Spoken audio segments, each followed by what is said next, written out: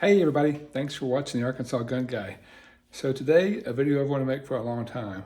A comparison of the legendary H&K USP chambered in 45 ACP compared to its successor, the improved version of the USP 45, H&K's 45, in this case 45C, the compact version. So we'll kind of talk about the history of these two guns, why they exist, look at them side by side, look at the original and all the things that make it awesome, and look at all the things they did to this guy to improve it. And is it a better gun? As always, we'd love to hear from you guys in the comments. H&K fans are usually the best with very educated comments. So I really do look forward to seeing what you guys have to say of your opinion of the USP 45 versus the H&K 45. Now, you will note this for me is the full-size USP 45, and I'm comparing it to the compact H&K 45C for compact. I could not find anyone in my area who had a full-size 45 compared to the full-size USP, or had a compact USP to compare to the H&K 45C. So I will talk to you about the dimensions and tell you which one's bigger, which one's heavier along the way, but also talk about, again, the overall improvements were the same on both the full-size and the compact for the most part, a few other differences. So I'll try to walk you through the differences of each of these, even though they're different sizes. But again, treasure your feedback and any experiences you have with these guns, because if people are researching them, they would love to hear from you. So I'll flip the camera over and we'll look at them side by side, talk about them both and all the things they've done to this gun to improve it on this gun, and see if you think they are actually better. So I'll flip the camera over. If you haven't yet, please like and subscribe. They help me grow my little channel to superstar status. Not really. Thanks. Okay, here we go with a close-up of H&K's USP chambered in 45 ACP compared to the H&K 45, also chambered in 45 ACP. Reminder, this is the compact H&K 45, the H&K 45C, compared to the full-size USP in 45. Both are available in full-size and compact. I just did not have or could not find anyone who had a compact version of the USP to compare to this one exactly, or could not find anyone who had a full-size H&K 45 to compare to the full-size USP. But I do have all the stats, and I'll kind of highlight those for you to talk about which one's bigger, faster, lighter, stronger, so forth. But again, it's not really the dimensions that's that different. It's all the things they did to this gun to modernize it from this gun that I want to talk about. And again, at the end of the video, or I would love to hear from you guys in the comments, what experiences do you have with both? Do you love both? Do you hate one? Let me know. So in general, the USP started in the mid-90s, I think, as originally in 92, I believe, and they started developing this gun to be chambered in the 40 Smith & Wesson cartridge. That was all the rage at the time. Very high-pressure cartridge. Not long after the 40 was developed, they came along with the 9, and then later in 1995, rather, the USP chambered in 45 ACP was introduced. So, and again, the 45 is slightly bigger, fatter, and longer than the 9 and 40s. And this gun is still in production today, pretty much unchanged from the day they introduced it in the mid-90s, and pretty much indestructible. One of the most tested guns in the world. You can look at YouTube videos. You can do everything to these guns, and they are still indestructible. Especially the 45 ACP version, I believe, is just pretty much in today's type gun here. So fast forward 10 years, in 2005, H&K was trying to introduce an option for the military's Joint Combat Program to introduce 45 ACP to the military to replace the M9. Didn't really work out, but H&K hired former Special Forces Officer Larry Vickers to help design the H&K 45 as an evolution or an update, a modern version of the USP. So again, we'll take a look at all those features and what makes it more modern, and is it better. So in general, the USP in full size compared to the H&K full size, the H&K, the newer one, is slightly bigger in every dimension. It's slightly longer. This guy is 4.41 inches long. The USP is 4.46 inches long. I'm sorry, the barrel, I'm so sorry, the barrel in the USP is 4.41 inches long. The barrel in the H&K 45 full size is 4.46 inches long, slightly longer. The length, overall length, 7.91 here. The full size H&K 45 is 8.03, so slightly longer. Width, the 45 H&K 45, the new one, is slightly fatter. This guy is 1.26 inches wide. The H&K 45 is 1.54, so a little thicker. Height-wise, this is 5.61 inches, and the H&K 45 is 5.91 inches. So a little bigger in every dimension except weight. This guy weighs 34.78 ounces, where the full-size H&K 45 weighs 31.2 ounces. So does that just mean this guy has better, stronger internals? I don't know. It's a little smaller in every dimension, but it weighs more. Found that to be very interesting. Now, pretty much the same story in the compact version, where the compact 45, H&K 45C, is slightly bigger in every dimension than the compact USP 45. This guy has a 3.94 inch barrel. The USP has a 3.78 inch barrel, so longer barrel. Overall length, 7.24 versus 7.09 in the USP. Width-wise, again, this guy's fatter, just like the full-size H&K 45 at 1.54 inches versus 1.38 on the compact. Height, 5.51 here versus 5.04 on the USP. Again, the big difference being weight. Well, actually, not as big of a difference in the compact here. This guy weighs at 28.4 ounces, where the compact USP is 28.2. So this guy is just a tad bit heavier, but dramatic weight difference in the full size versus the full size H&K. That's the biggest gap I saw on all of them. MSRP on the USP full size is about $1,150. On the H&K 45 full size, $1,200. So more expensive for the newer gun. On the back up. I'm so sorry. The full size USP is $1,150. The full size H&K 45 is $850. The newer gun is cheaper. So in theory, bigger, faster, lighter, cheaper. And the USP compact retail is about $1,200. But again, the H&K 45 retail, suggested retail for the base model and all these, is $850. So in theory, these new improved H&K 45s are lighter, better, cheaper. But again, I don't know. I'd love to hear your thoughts. So now let's look, capacity, last thing. Full size USP holds 12 rounds. The full size H&K 45 only holds 10, which I find very interesting, especially considering the fact that it's taller. Both compact versions hold 8 rounds. Those are all the boring specs. Thanks for sticking with me through that. But now let's kind of look at the details. Let me do a safety check first. Gun's empty. I'll leave it on the table without the magazine. Same with the USP. All clear. So if you look at the USP, we'll start there. You can see that this gun has no serrations up front, only in the back for cocking serrations. So in the 10 years since this guy was created, front cocking serrations became a thing, and you can see on the H&K 45, they've incorporated front cocking serrations to go with the rear cocking serrations. So a close-up of the rears, they look very similar. But again, the 45 introduced front cocking serrations. If I can flip up to the sights really fast, I'll also show you that the standard USP came with 3-dot sights. This USP, which I believe is just a basic model, came with these night sights with blacked out rears with that awesome front sight, super visible.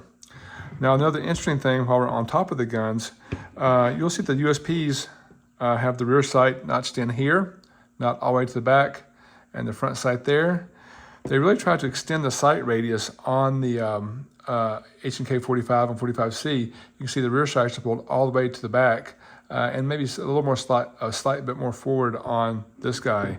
I do have sight radius stats actually, and the sight radius is longer on the H&K 45 than the USP, and it's longer on the H&K 45C than the USP compact. And you can actually see here this compact almost has the exact same sight radius as the full-size gun there once you line the front and rear sights up. Not a big difference. I mean, the gun, the slide is quite a bit longer on this guy, but the sight radius is almost the same if you look from here to here. So I found that very interesting. So sights are different, sight radius, sight placement is different. You've got cocking serrations, which are different. One of the big call outs is the USP was one of the OG guys who introduced pick rails on guns. And this is a proprietary rail for H&K. They invented 30 years ago. This only holds special H&K type products. They could have updated over the years. They haven't. They've stayed true to the original. You can find adapters and so forth, but this one is not the universal 1913 pick rail that almost every other gun has today. The new and improved HK45 does have a pick rail. The full size has obviously a longer rail, but these guys will hold all your basic lights, lasers, chainsaws, bayonets, whatever you want to stick on there. So that is also a difference. Kind of going along the bottom there, you'll see some texturing on the front of the 45C and the 45, and you have the same texturing on top of on the USPs. Sweep around the back, same kind of trigger profile. You do have a bigger trigger guard on the USP. I don't know if that's the same on the USP 45 full size, but it looks to be bigger. Let me do a top comparison here. But you know what? Roughly they're about the same size. But you can see the trigger placement is a little more forward on the 45. So that's a very interesting point of view as well. Both firearms have the paddle release, which is the way it should be. Great for left-handers like me, a fully ambi paddle release. Another big thing is the USPs were for right-handers only. You only had controls on the right-hand side, or the left-hand side for right-handed shooters. Nothing over here. For the slide catch slide stop, we'll come into this in a second. The HK45 and HK45C are fully ambi with controls here and here. So that was one other advancement they made. So they've added front serrations, added better sights, added a pick rail, and made this thing 100% ambi with controls here and here. So again, all these things are supposedly improvements to the USP. The next big one is going to be the grip module. So I did notice, again, I don't have the full-size HK45, but I did notice the full-size seemed to have finger grooves in theirs, where the 45C has pretty much a P2000 type grip, which is a very straight angle without finger grooves. Not that different than the USP overall. And I'd actually say the USP probably has better front serrations or front checkering. This has some, front serrations on there with sort of slick sides. The USP, it's got your texture here, but these very aggressive serrations on the front and back strap. The back strap here, again, is the same as the front strap with just a texturing. So again, they did change the grip. I don't know that they made it better. This is a pretty good grip already. Now, the HK45 is also customizable. The USP is just a big gun with a big grip, and this is what you get. On the 45 and 45C, you can see that the back strap is also replaceable. I believe this is the medium back strap I have on, but you can drop this pin out and put a small, medium, or a large back strap on here to help customize your grip and get your finger on the trigger in the right placement. So, front to back, trying to make improvements. Pick rail, front serrations, sights, ambi friendly, and different grips. Better or worse, not sure. On the control levers, I think initially the HK45 and 45C was designed to have all the same control levers that the USP series had. I think there's 9 to 10 variants of the USP that has the multifunction lever on the left for right-handed shooters, on the right for left-handed shooters. They have safety only, decocker on the back. Tons of options there. On today's H&K lineup, I believe they only have 2 or 3 versions of the multifunction lever here. So again, today this is a little bit more customizable with options there. And both of these are available in H&K's LEM trigger system, which is a very cool system. Looking at the back, hammers look very similar. Again, the H&K45 does have the safety only on one side, just like this guy here, but again, it could go to the left or the right. So that's just a comparison of the upfront skins of the items. I'll tell you also, use my fancy dancy lineman trigger gauge. I won't torture you guys, making me do pulls on those. But both of these guys in single action pulled at about 3 pounds, 10 ounces for me. Sometimes as heavy as 3 pounds, 12 ounces, sometimes 3 pounds, 8 ounces, roughly 3 pounds, 10 ounces each. However, in double action, The USP pulled at about 10 pounds in double action, where the HK45 pulled at roughly 9 pounds. So a little bit of a lighter double action pull, roughly the same single action pull. Let's look at the reset on both of them too before I take them apart. So again, weapons are clear.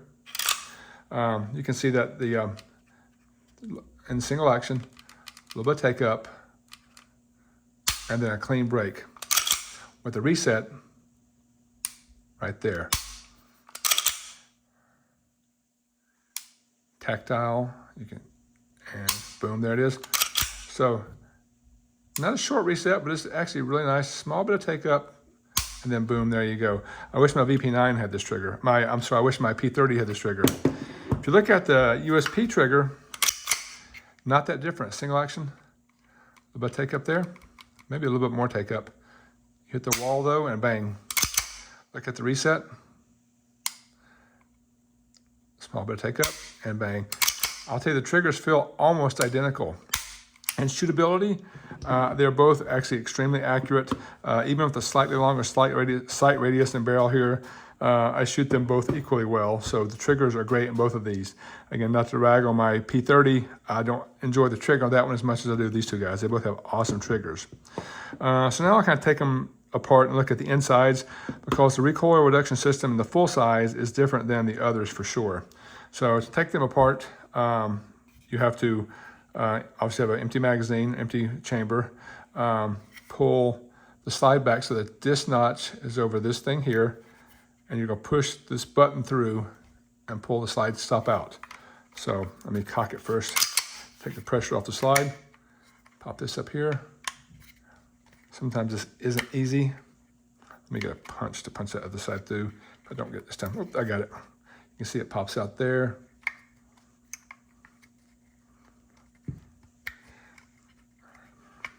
And pulls out. Slide comes off, and we'll look at that in just a second. So on the HK45, again, cock the hammer.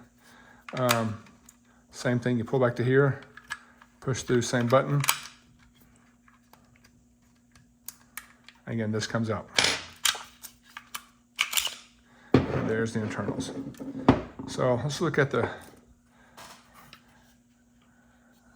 triggers first.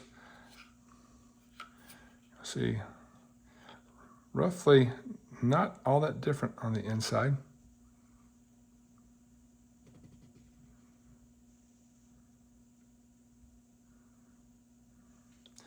But in here, again, this is the USP 45 and this is the 45C.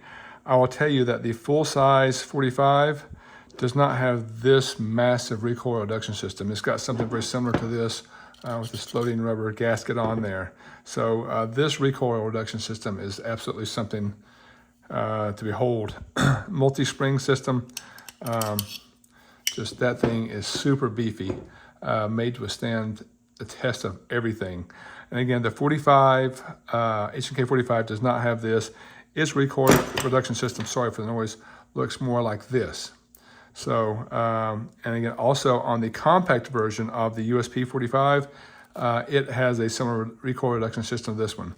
So the full-size USP 45, to me, that's just hard to beat, that massive spring setup in there. So, and then looking at the internals, I'll look at the barrels first, sorry. The barrel design.